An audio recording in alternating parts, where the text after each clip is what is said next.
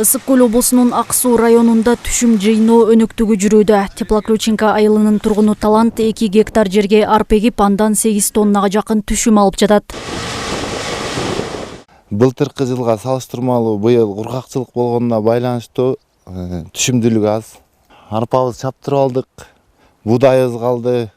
Будайлар 2 гектар будай, 2 гектар арпа сепкем.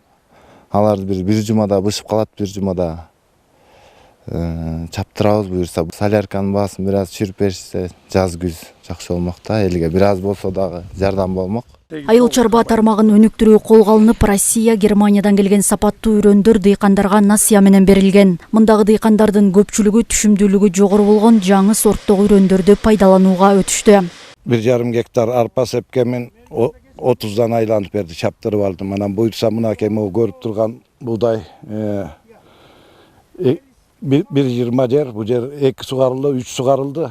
Суунун күчү менен ушунчалыкка чыкты. Болбосо сугарылбай калган жерлердин баары эле кайрак жерлер, суу жетпеген жерлердин баары күйүп, чөптөрдүн баары чыккан жок, чынын айтканда.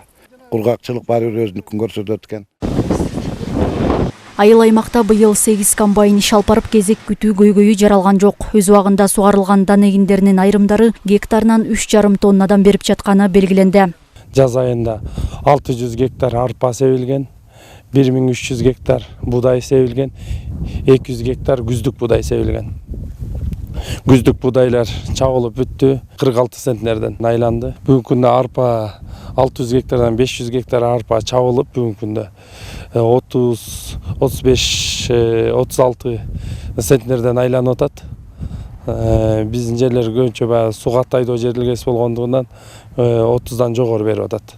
Мындан тышкары жергиликтүү дыйкандардын басымдуу бөлүгү картошка айдашат. Буга ылайык 600 тонна жаңы сорттогу үйрөндөр алынып келинген. Мамлекеттин мындай колдоосу маанилүү. Анткени камкордуктар элеттеги дыйкандардын ишине шарт түзөт. Айнура Достукбекова, Нурлан Чойбеков, Ала Тоо 24, Ысык Көл облусу.